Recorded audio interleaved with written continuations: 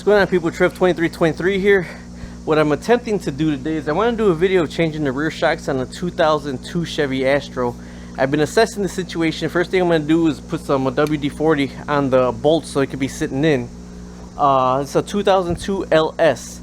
Now I took it to the shop for the rear shocks and they said $250 for the rear shocks for Monroe sensor tracks, but just the regular ones, I guess, not the heavy duty ones. So $250, you know, lifetime warranty on the shocks though, and whatever on the labor. I looked at the van. I found the shocks actually. I'm an Amazon Prime member. Found them on Amazon Prime for $73 for the set of heavy duties. I've been reading a lot of the reviews for heavy duties. We do pull a boat. They're probably the best ones that, you know, I should go with right now. What I did find out about the van right here, just assessing the situation, is it is one with the rear air conditioning. So it's an LS series. I got rear air conditioning. So on the driver's side, the shock actually points towards the back of the van, from the axle to the back of the van, and that one has an air conditioning line right next to the nut. The nut goes through the frame. The top one goes through the frame, and right on the side of the top of the bolt is a oh, sorry, there's a, look at plane coming by overhead. Okay, right on the top of that nut is the air conditioner line on the side. So you can't put an impact gun, you can't put anything on that side. You have to use a box wrench or open-ended box wrench on that side on the back.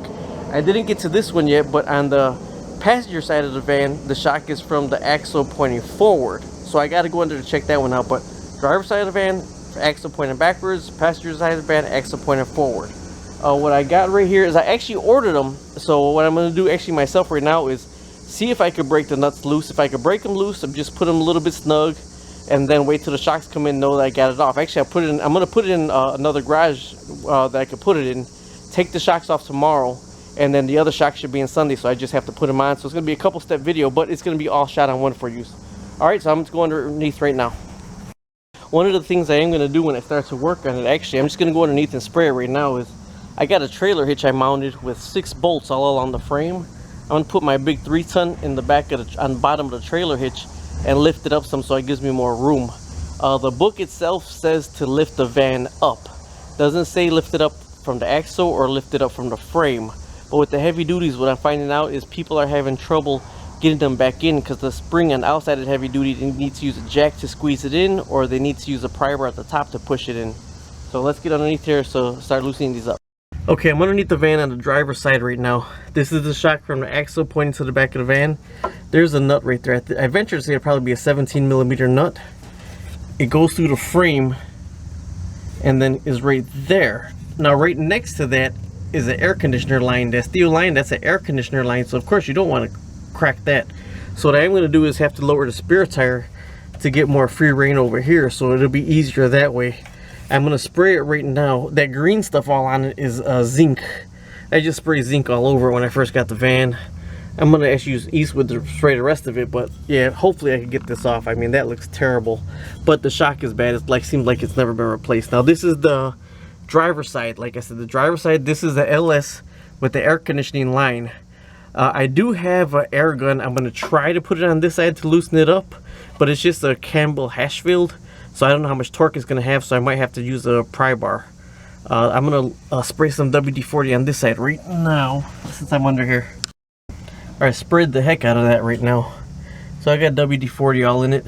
I could get the bottom part of the back of the other one, and the sucks about the bottom part of the back of the other one is the bolt to take it off actually has the emergency brake connected to that one also. So that's the passenger side right there. And that's the one that goes frontward. So I'm gonna get the jack and lift this right now. Alright, I got it lifted by the trailer hitch. I installed that trailer hitch on there. I got it lifted by the trailer hitch right there with a 3-ton.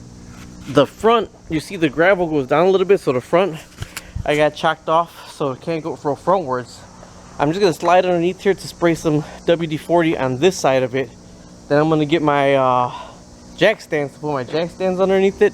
When I get on there to start pulling it, just in case it moves, I don't want it to fall off that jack stand on me. Alright. This one's easier to see the front. That's the front bolt right there. It actually looks like it's not all the way in. That's the front bolt right there. So that's easier to get to. Hell, I could probably get my impact gun right in here to get to that front one. Let's go underneath. Now everything else is going to be harder to get to. Here's the rear bottom one. Believe it or not, like I said, I want to get some Eastwood rust converter and put all over the bottom of this van.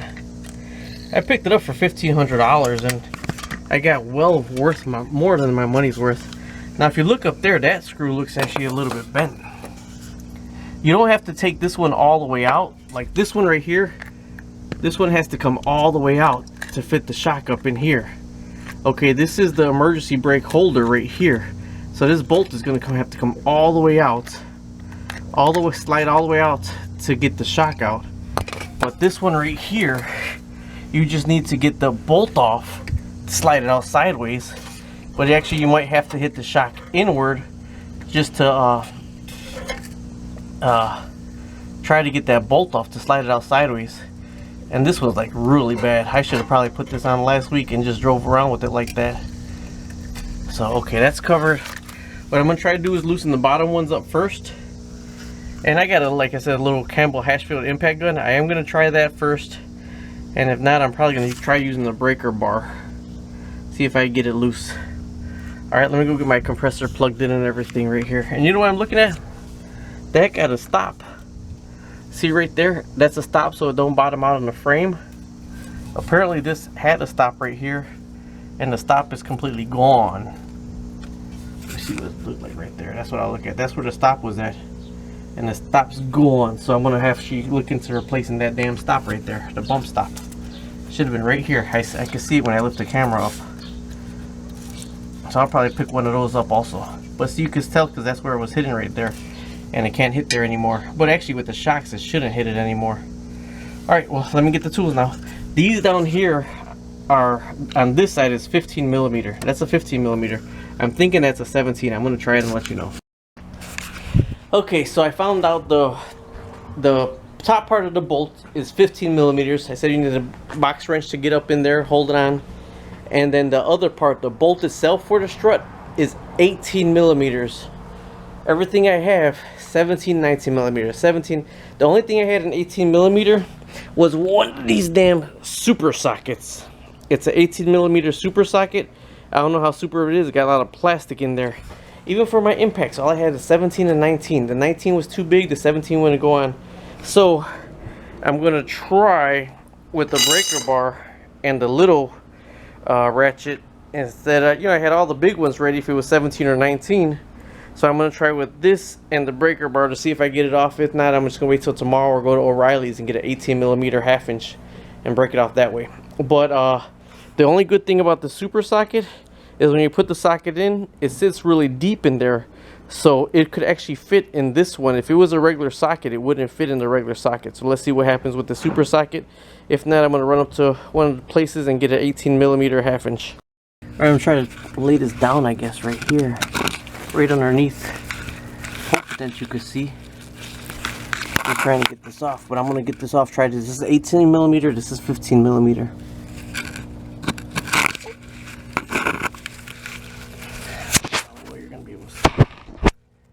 Try. Of course, it's righty tighty, lefty loosey. This is the bottom one I'm just trying to break loose right now. This got to be able to come down with this super socket apparently. That ain't even budging.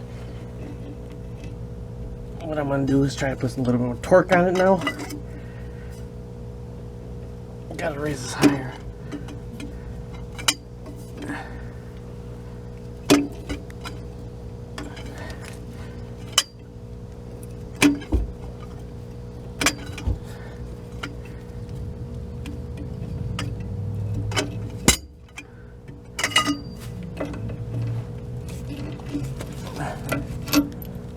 What's slipping? Is it going or is it the socket twisted? Yep. Just that easy. Bob's your uncle. That one's already loosening up right now. Look at it. I can twist it by hand already. I still am going to buy 18 millimeter. It's just that easy. 18 millimeter, small ratchet. I did put WD-40, which I'm putting more on right now. I'm just trying to loosen these up Tomorrow I'm going to drive my van to the garage and actually take them off. So I want to make sure I can get these loosened up right now. Okay, now working upside down. This is the one where in between here, this is the air conditioning line.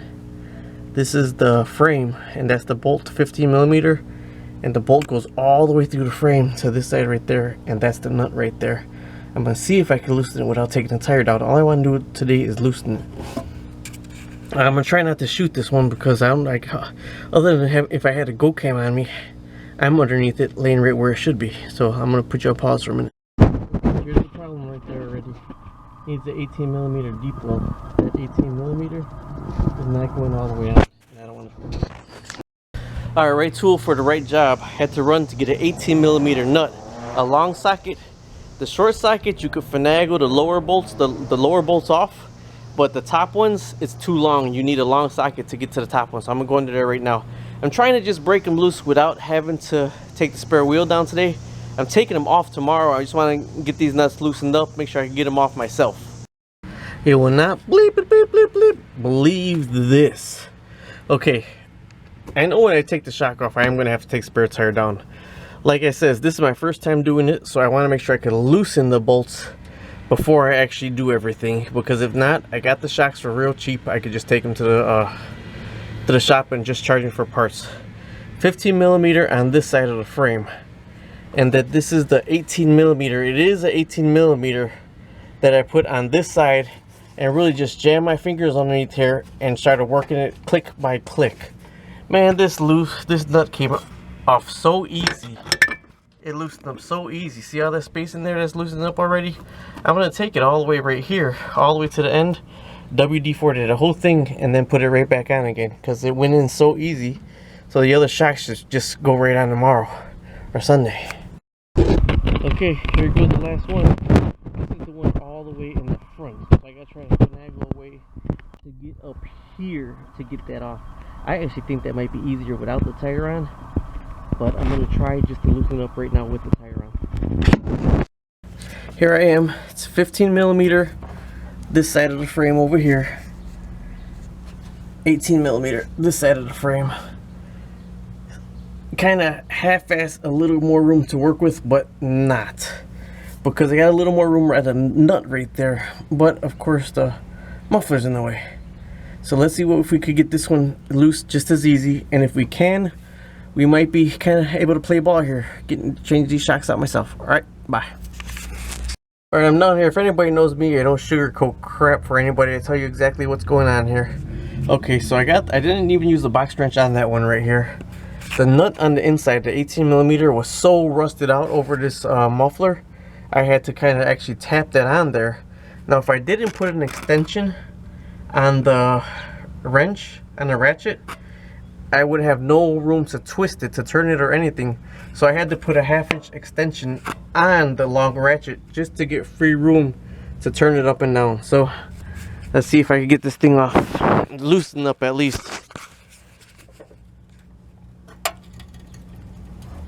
Oh man. All right, I'm gonna need 2 hands, people. I gotta put this down.